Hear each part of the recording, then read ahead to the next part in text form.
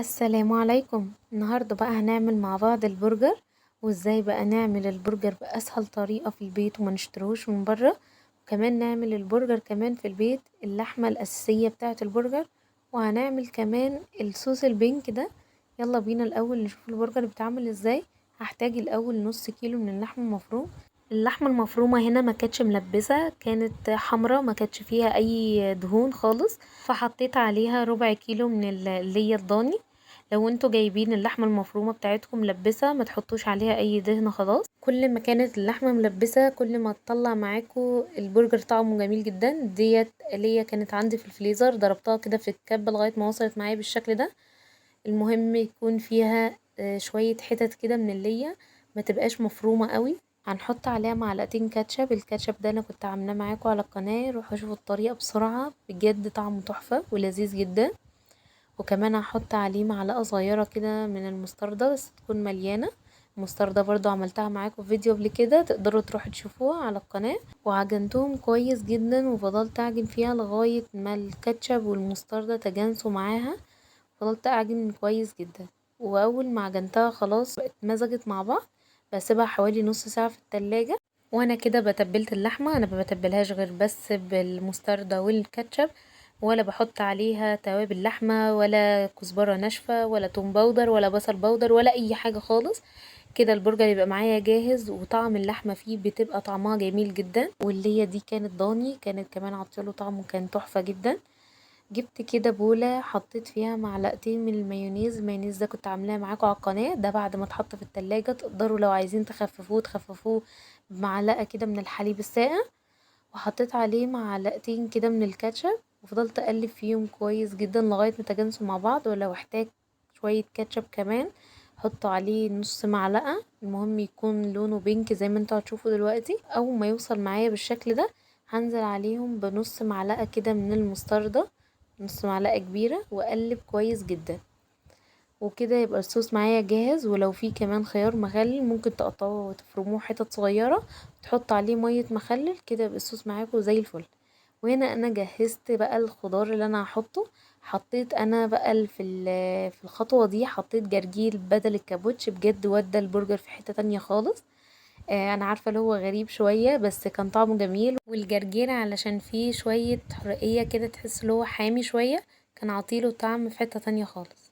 وكمان قطعت البصل حلقات كده وعطيته تشويحة كده مع الزبدة. فضلت اشوح فيه لغاية ما دبل معايا. وكمان كنت مجهزة برضو طماطم حلقات، وكان عندي خيار مخلل كمان.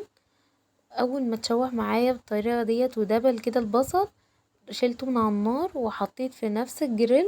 حطيت عليه بقى العيش البريوش اللي احنا كنا عاملينه معاكم، عيش البرجر، بجد كان طعمه جميل جدا برضو. حمرته كده من جوه اللي هو يدي كراست كده جميل. بعد كده رحت بقى للبرجر اللي احنا عملناه وسيبناه نص ساعة يتبل.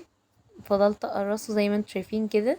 لو ما عندكوش المكبس البرجر عادي جدا تقدروا اللي انتوا تعملوه زي الكورة كده وتضغطوا عليه.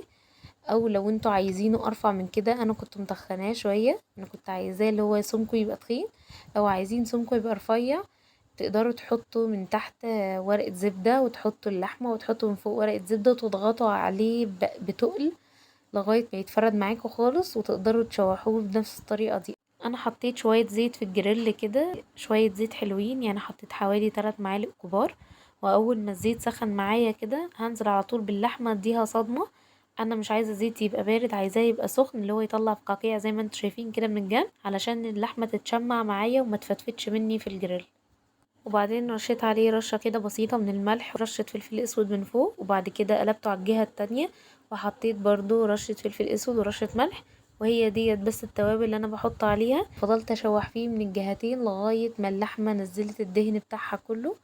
واول ما نزلت الدهن بتاعها كله بدأ اللي هو بقى يعمل طبقة كده مقرمشة من فوق كده، واحس اللي هو احمر خلاص. اول ما يوصل معايا بالشكل ده يبقى كده البرجر معايا جاهز. عملناه في البيت، مكونات بسيطة تقدروا تعملوه في البيت في اي وقت. بالعكس بدل ما تجيبوه من بره بيبقى طعمه متغير، ما بيبقاش طعمه زي البرجر اللي احنا بنشتروه من بره. بيبقى طعمه كده تحسه عامل شبه البيفي شوية. انا كده عملته معاكم باسهل طريقة، مفيش فيه اي حاجة خالص. بعد كده جبت العيش بعد ما انا حمرته احط عليه الصوص الجميل اللي احنا عملناه. حطيت كده ومسحت مسحة بسيطة جدا. وبعد كده بقى ارص البرجر بتاعي. انا بحط الجرجير الاول عشان المية بتاعه الطماطم ما تخليش البريوش بتاعي يبقى معجن. لا، الطبقة ديت يا اما الكابوتش او الجرجير، جربوه بالجرجير جميل جدا. الطبقة ديت بتخلي الطماطم ما تنزلش المية بتاعتها على العيش.